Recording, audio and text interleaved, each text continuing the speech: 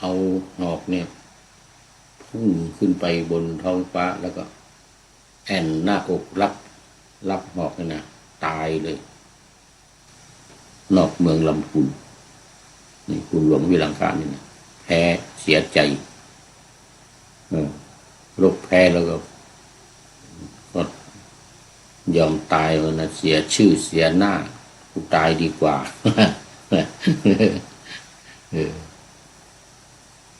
คุณหลวงวิลังคาตอนนั้นเชียงใหม่ยังไม่ได้ตั้งชื่อว่าเป็นจังหวัดเชียงใหม่นะเชียงใหม่ลำพูนมันยังไม่มีนะจังหวัดเชียงใหม่ยังไม่มีจังหวัดลำพูนยังไม่มีมาตั้งทีหลังมาตั้งทีหลังนางจามเทวีไปจากเมืองลพบุรีจากเมืองละโวจากลพบุรีไปตั้งหลักปักฐานอยู่ที่ลำพูน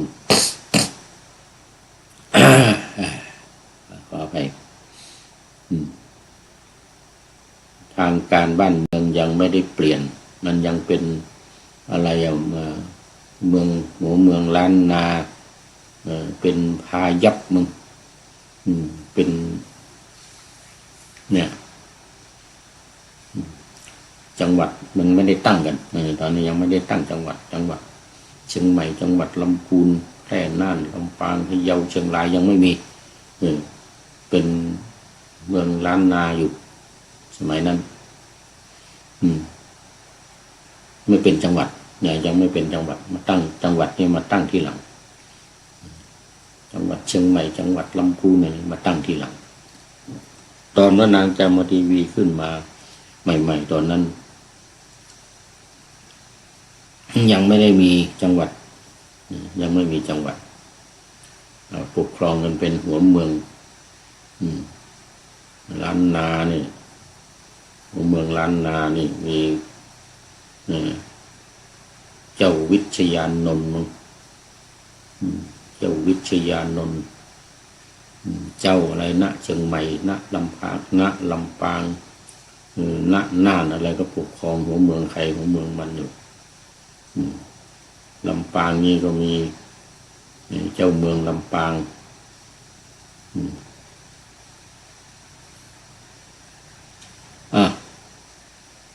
เปิดเปิงไปนานแล้วนี่หลายนาทีแล้วนี่โอเอเสียเวลา วิหารหลาย โอเอวิหารหลายเอามาอาทิตตปริยายสูตรต่อตอนนี้เขาเรียกอาทิตตสูตรนะอาทิตตสูตรตอนที่เริ่มแรกที่แสดงแก่ภิกษุทั้งหลายตอน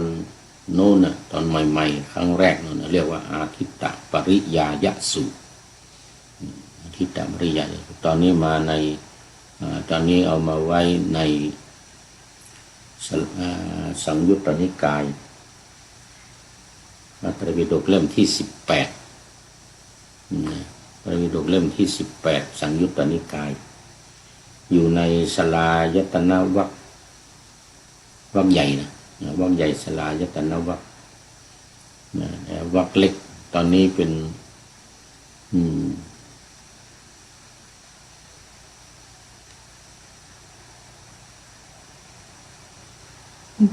ลืมไปดิ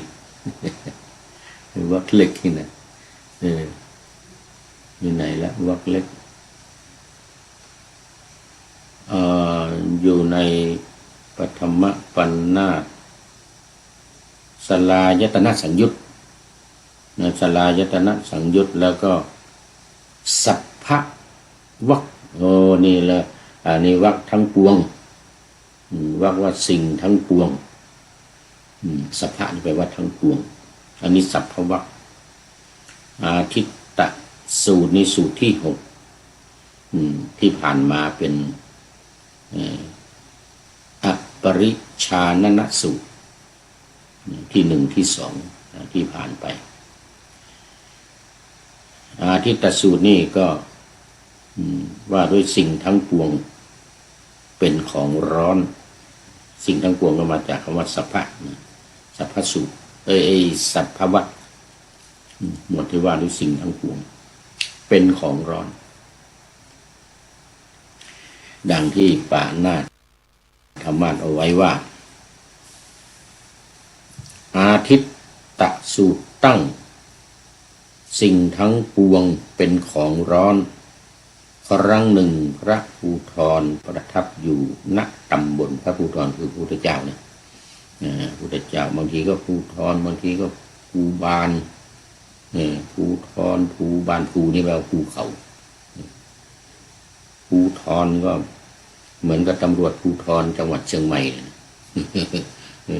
ภูธรแปลว่าท้องถิ่นถิ่นภูเขาถิ่นที่มีภูเขาภูธรนี่พระภูธรพระภูบาลประทับอยู่ณตำบลขยาศีสะดังฝั่งแม่น้ำขยาชนขยาชนขยาเนี่ยเมืองขยาเนี่ยนะชนชละชนก็แม่น้ำฝั่งแม่น้ำขยาชนพร้อมภิกษุพันคนดำรัสว่าสิ่งทั้งปวงเป็นของร้อนระอุ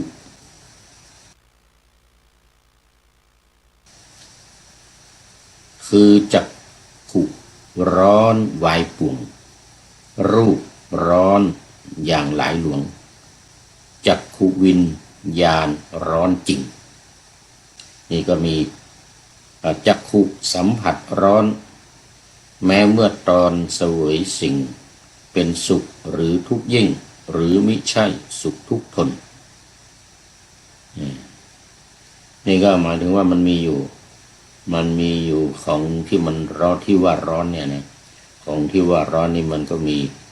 ตาจักขุเนี่ยตาแล้วก็รูปที่มันคู่กันอายตนะภายนอกอายตนะภายในกับอายตนะภายนอกอันนี้นี่มันอยู่ในสลายตนะวรรคก็คืออายตนะภายใน6อายตนะภายนอก6ตาหูจมูกลิ้นกายและใจ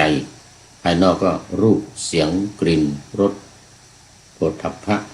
และธรรมารมณ์คู่กัน6คู่ภายใน6ภายนอก6นี่แหละมันเป็นของร้อนทีนี้1จักขุ2รูปแล้วก็3จักขุวิญญาณก็หมายถึงว่ารู้ผ่านทางตาในจักขุวิญญาณก็มีโสตวิญญาณคานวิญญาณชิวหาวิญญาณกายวิญญาณมโนวิญญาณเนี่ยมันก็จะต่อไปนี่มีข้อ1 2 3 4 5 6ก็จะมีต่อไปอีก3จักขุวิญญาณ4จักขุสัมผัสก็หมายถึงว่าการถูกต้องกันผ่านทางตาถูกต้องกับรูปนั่นแหละ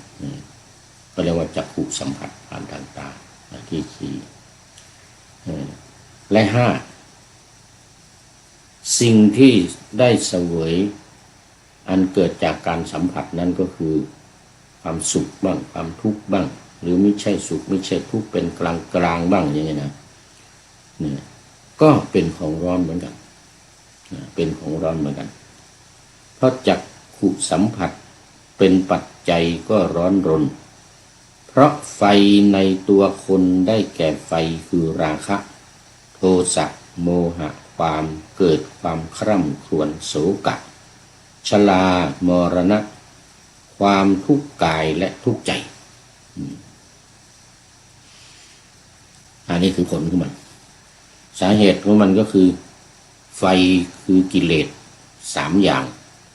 ราคะโทสะโมหะอันนี้เป็นตัวใหญ่ๆเป้งๆเนี่ยตัวใหญ่ๆตัวเป้งๆของกิเลส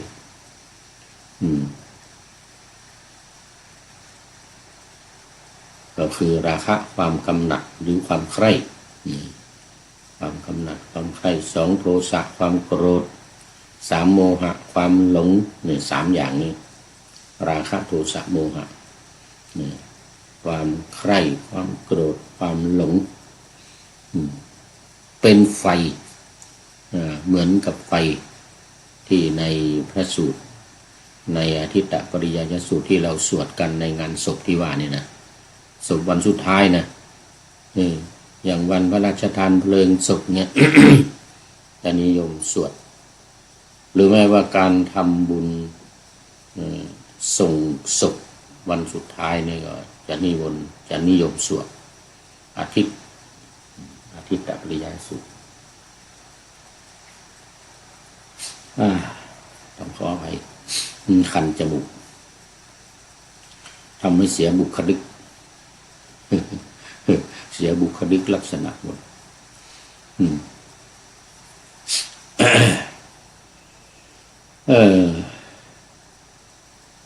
ตกลงก็ว่ามีอยู่3อย่างเนี่ยนะไฟคือความร้อนเนี่ยนะเปรียบเหมือนความร้อนเนี่ยนะมันร้อนภายในเผาใจของคนเราให้รุ่มร้อน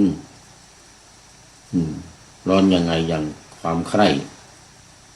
ราคะเนี่ยนะความใคร่เช่นกามราคะ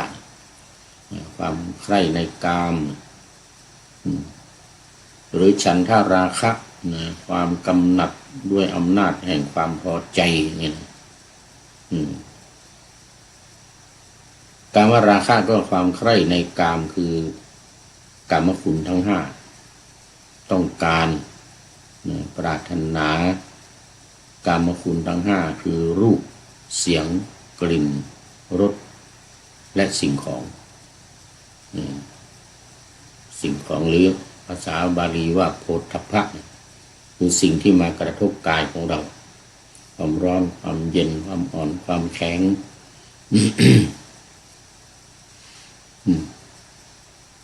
เมื่อ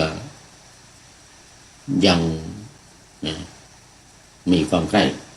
ยังมีความกำหนัดด้วยอำนาจแห่งความพอใจในกามคุณทั้ง5อย่างนั้นจึงเรียกว่ามันเป็นของร้อนก็ทำให้เดือดร้อนวุ่นวายภายในใจกระวนกระวายดิ้นรนขวนขวายหาแสวงหาพวกนี้เดือดร้อนกันมากเพราะได้มาแล้วบางทีก็เป็นรัก3เศร้าผู้หญิง1ผู้ชาย3อย่างเงี้ยหรือผู้ชาย1ผู้หญิง5ผู้หญิง7ผู้หญิง2ผู้หญิง3มันเนี่ยโอ้มันเดือดร้อนมากเห็นข่าวในโซเชียลต่างๆปัจจุบันเนี่ยโอ้ตายเลยนะร้อนขนาดไหนร้อนขนาดไหนตายเลยยิงตายเลยผู้หญิงคนเดียวมีผัว2 คนนัดกันวันหนึ่งไปหาคนหนึ่งอีกวันหนึ่งไปหาคนหนึ่งอีกวันหนึ่งก็ไปเจอกันเลยชักปืนออกมายิงเลยยิงตายเลยเห็นในข่าวนะเห็นในข่าวมันเป็นเรื่องจริงนะนี่นะความร้อนมันร้อนอย่างนี้มันร้อนอย่างนี้ร้อนจนยิงกันตายแล้วที่มีเรื่องมีราวขึ้นโรงขึ้นศาลเรื่องผัวเมียนี่นะเรื่องการหย่ากันระหว่างผัวเมียนี่นะโอ้เยอะแยะมากมายเหลือเกินเหมือนในอินเดียมากมายปีหนึ่งเนี่ยขึ้นคดีขึ้นศาลเนี่ยต้อง8,500 คดีก็มีปีหนึ่งสมัยที่พูดอยู่อินเดียเนี่ย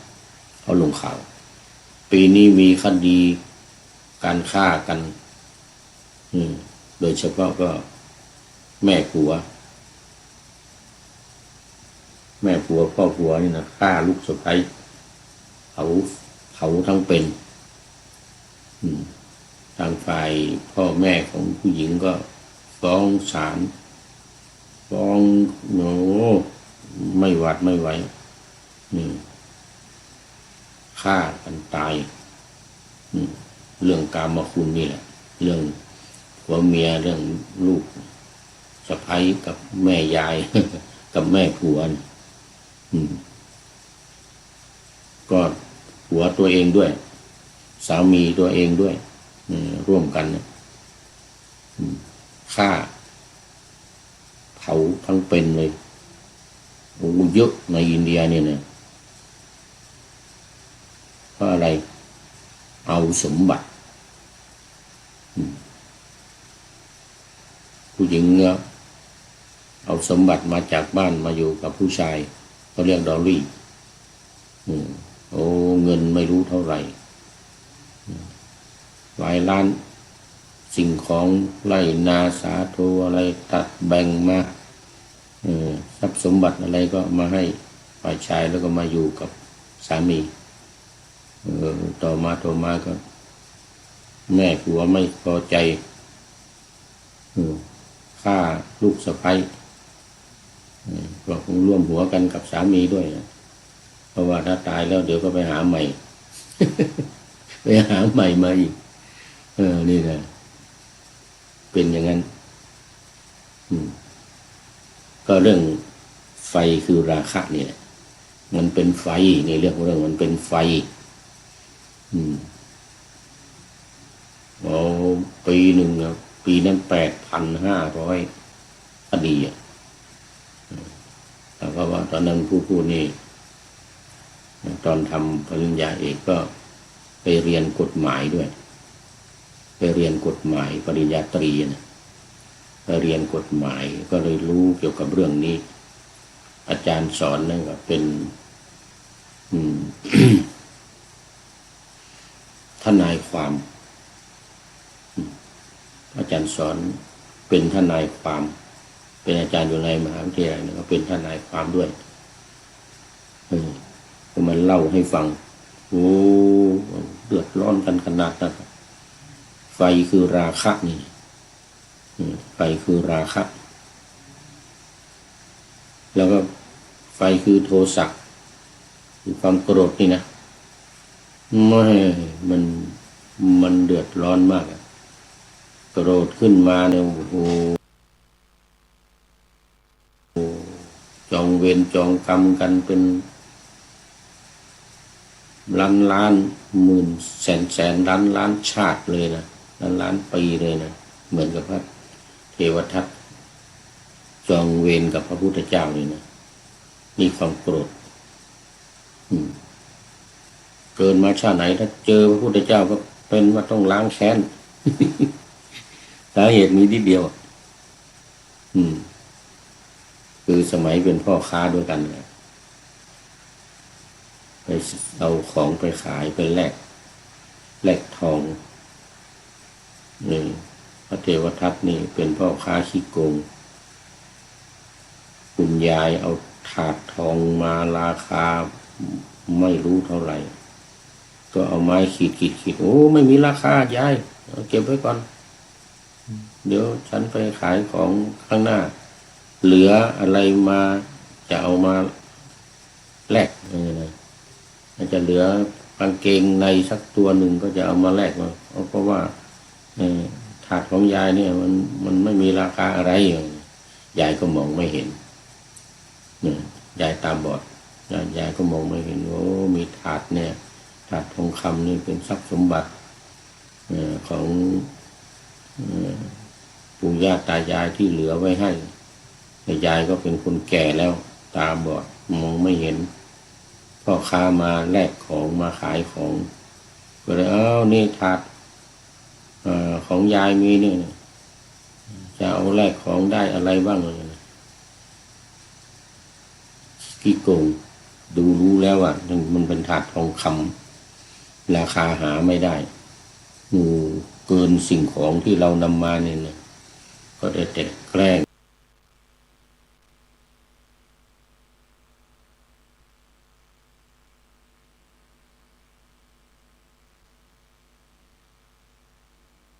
บอกยายบอกมันไม่มีราคาอะไรยาย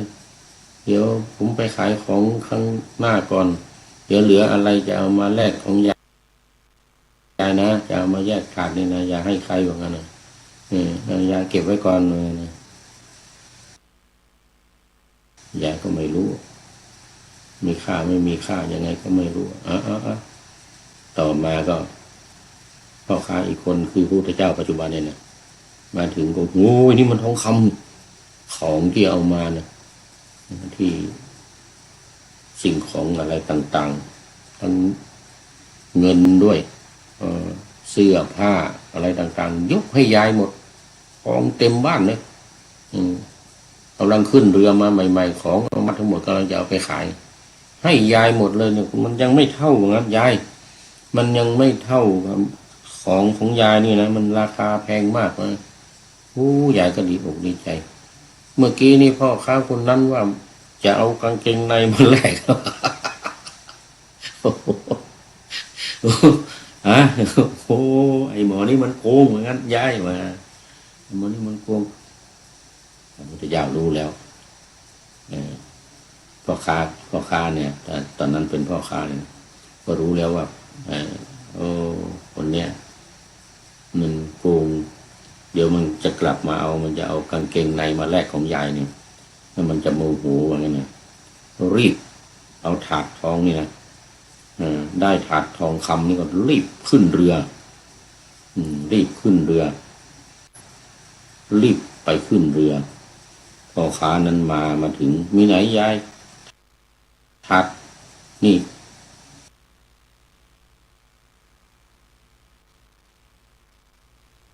มีเหลือกางเกงในมานี่ตัวหนึ่งมาแลกของยายเนี่ยแลกถาด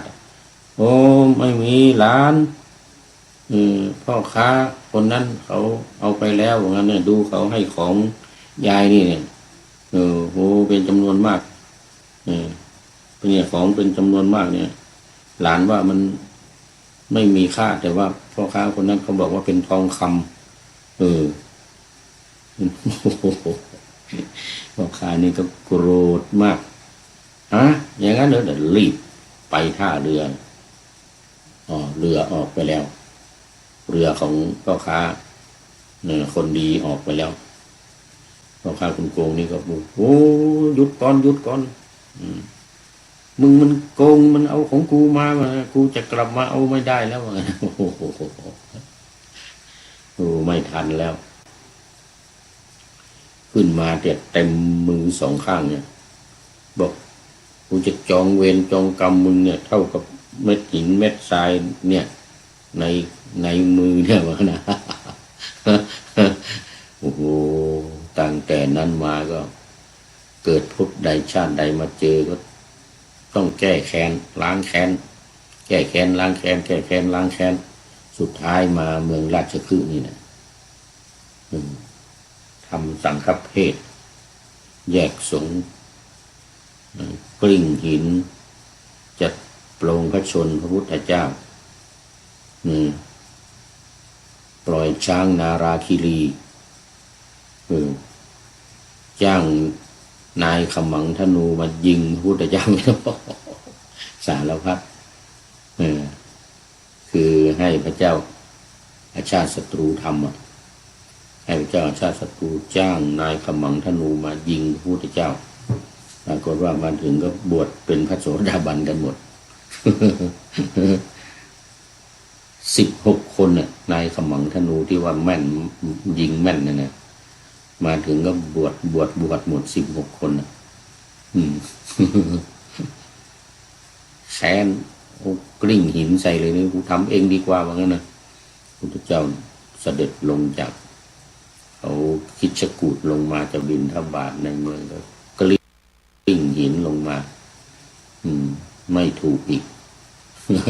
แค่สะเก็ดมาถูกพระบาทพระพุทธเจ้าก็ทำให้พระโลหิตห่ออีกแล้วช้ำเลือดช้ำหนองนั่นเนี่ยก็เป็นอนันตริยกรรมอีกโอ้โหแล้วก็ทำสังฆเพศคือแยกภิกษุสงฆ์จากพระพุทธเจ้าก็เป็น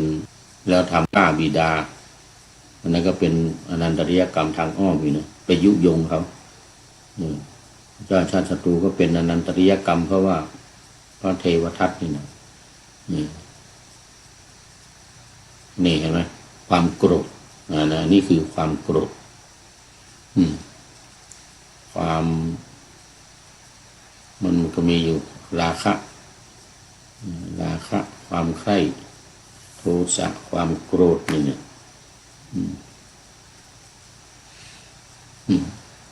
นี่ก็สูตรนี้พุทธองค์ตรัสกับภิกษุทั้งหลายว่าภิกษุทั้งหลายสิ่งทั้งปวงเป็นของร้อนก็อะไรเล่าชื่อว่าสิ่งทั้งปวงเป็นของร้อน คือจักขุเป็นของร้อนรูปเป็นของร้อนจักขุวิญญาณเป็นของร้อนจักขุสัมผัสเป็นของร้อนแม้แต่ความเสวยอารมณ์ที่เป็นสุขหรือทุกข์มิใช่สุขมิใช่ทุกข์ที่เกิดขึ้นเพราะจักขุสัมผัสเป็นปัจจัยก็เป็นของร้อนเหมือนกันร้อนเพราะอะไรเรากล่าวว่าร้อนเพราะ ไฟคือราคะไฟคือโทสะไฟคือโมหะร้อนเพราะชาติคือการเกิดนี่ร้อนเพราะชาติเพราะชราคือความแก่เพราะมรณะคือความตายโอ้วันนี้เป็นไฟหมดเลยนะเพราะโศกะคือความเศร้าโศกพระปริเทวะคือความคร่ำครวญ ขออภัย ปริเทวะความคร่ำครวญไอนี่ก็เป็นทุกข์เหมือนกันนี่ ไอจามนี่นะ ขอไปเป็นทุกข์เป็นของเป็นความร้อนนั่น เป็นความร้อนเหมือนกันความทุกข์คือความทุกข์ทางกาย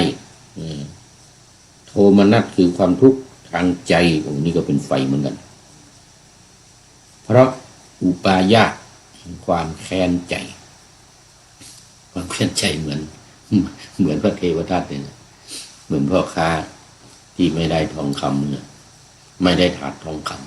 ำอะไรเขาทองคำเขาหาค่าไม่ได้จะเอากางเกงในมาแลกตัวเดียว นี่เกิดความโกรธอย่างหนักจองเวรจองกรรมขนาดหนักอันนี้ตัวอย่างนะอย่างอื่นมีเยอะแยะในปัจจุบันนี้ก็ในลงข่าวกันเกลียวกราวสีกากอบนี่ก็โกรธเหมือนกันนี่เบื้องต้นเป็นเรื่องของความรักมานี่มาเป็นความโกรธไม่พอใจที่ไม่ได้สิ่งของตามต้องการตอนนี้ขอต้อนรับคุณยมฝนศรีลาจากจังหวัดอุตรดิตถ์นะนี่นมัสเตมาแล้วสาธุสาธุสาธุ โมทนาโยมสายสมรจากอุตรดิตถ์ในอำเภอท่าปลาเป็นไงเนาะเห็นว่าฝนตกเหมือนกันตกหยุดว่าไงนะฝนทางอุตรดิตถ์นี่ตกหยุด ฝนตกแต่ว่าตอนนั้นไม่ได้สนใจเพราะว่าไปสนใจแต่เรื่องการรบกันของเขมรกับไทยอย่างนั้นแต่ตอนนี้หยุดแล้วก็จะมาสนใจเรื่องฝนตกกันหนึ่ง โมทนาสุดท้ายพอดีหมดใกล้จะหมดรายการพอดีเลยนี่โยมสายสมรเข้ามานี่ก็จะหมดเวลาเรื่องนี้ก็จบพอดีสรุปแล้วก็คือว่าเนี่ยมันมีชิวหาอีกมันมีอย่างนี้ไอ้ที่ว่าของร้อนนี่นะนอกจากรูปแล้วนี่นะก็มีเสียงนี่กลิ่นรสโผฏฐัพพะได้ธรรมารมณ์มันจะผ่านทางไหนผ่านทางหูเสียงผ่านทางหูกลิ่นผ่านทางจมูก รสผ่านทางลิ้นดังที่อธิบายไปวันก่อนแล้วก็รสผ่านทางลิ้นก็คือชิวหานี่แหละเนี่ยสิ่งของผ่านทางกายที่มาสัมผัสมาถูกต้องตัวของเราแล้วก็ใจความคิดอย่างที่เกิดขึ้นทางใจนี่นะเขาเรียกธรรมารมณ์เนี่ยนะเกิดขึ้นทางใจอันนั้นทั้งหมดที่กล่าวว่าทั้งปวงเนี่ยที่กล่าวว่าทั้งปวงเนี่ยนะมีรูปเป็นต้นรูปเสียงกลิ่นรสสิ่งของและธรรมารมณ์ก็คือความคิดทั้ง6อย่างนี้เกิดขึ้นกับใจทำให้ใจร้อนรนเดือดร้อนทั้งนั้นเลยพระผู้มีพระภาคได้ตรัสอธิตตัดสูตรนี้แล้วภิกษุเหล่านั้นก็มีใจยินดีต่างชื่นชมพระภาสิทธิ์ของพระผู้มีพระภาคเมื่อพระองค์ตรัสไวยากรณภาสิทธิ์นี้อยู่ภิกษุ 1,000 รูปนั้นก็มีจิตหลุดพ้นจากอาสวะเพราะไม่ถือมั่นภิกษุ 1,000 ลูกศิษย์ของอุรุเวลากัสสปะนาทีกัสสปะแล้วก็ขยากัสสปะ3พี่น้องเลยนะเราเป็นเจ้าลัทธิใหญ่นาทีกัสสปะน้องคนรองที่2นี้ก็มีลูกศิษย์อยู่300ส่วนสุดท้ายขยากัสสปะอยู่ท้ายนู่นเมืองขยานู่นอยู่ทางหางหรือทางก้นข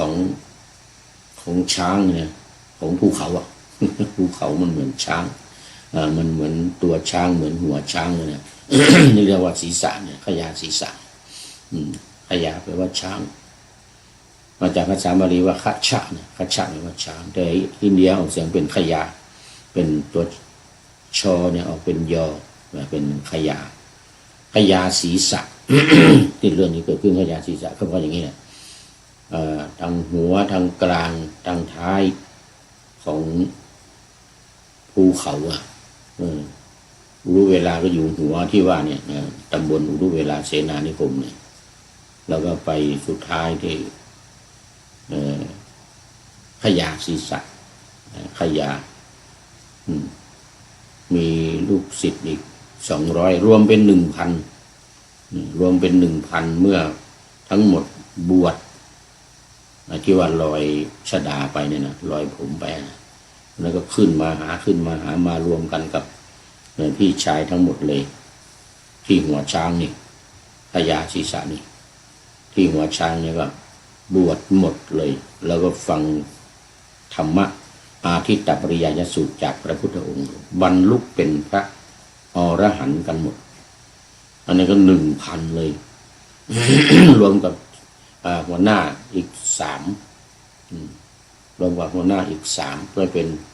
1,000 กับ3หรือรวมกันอยู่ในนั้นนะ3คืออุรุเวลาขยาแล้วก็นาทีเนี่ย